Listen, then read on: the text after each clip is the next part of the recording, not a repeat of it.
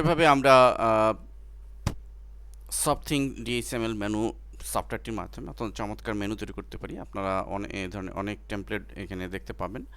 এছাড়া নতুন মেনু যদি তৈরি করতে হয় তাহলে জাস্ট নিউতে গিয়ে কিছুই নয়, জাস্ট একইভাবে মেনু সিলেক্ট করবে। আপনি ইচ্ছে মতো যদি কাস্টমাইজ মেনু তৈরি করতে চান তো এখানে সিলেক্ট করে একইভাবে আমি মেনু বা আইটেম বাড়াতে চাইলে এখানে ক্লিক করে ডান বাটন চেপে অ্যাপেন্ড সাব মেনু বাড়তে থাকবে, লক্ষ্য করুন।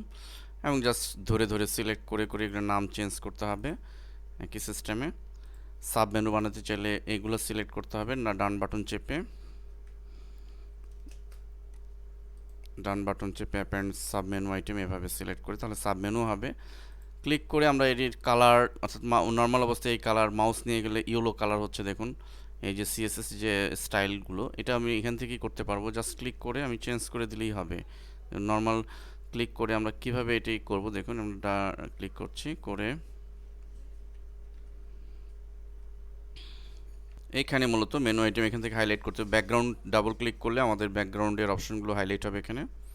নর্মাল অবস্থায় এই কালার দেখুন, আমি চাইলাম নর্মাল অবস্থায় সম্পূর্ণ ব্ল্যাকিশ থাকবে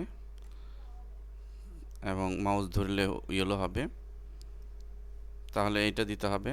ইচ্ছা করলে আমরা ট্রান্সপারেন্ট দিয়ে দেখব কীরকম হয়। ট্রান্সপারেন্ট এখানে অবশ্য প্রযোজ্য নয়। যাই হোক, ব্যাকগ্রাউন্ড কালার এখানে চেঞ্জ করে আমরা অন্য কালার দিলে অন্য কালার হবে। সাপোজ যদি আমি গ্রিন দিই তাহলে দেখুন মাউস নিয়ে গেলে এটি কালার গ্রিন হচ্ছে।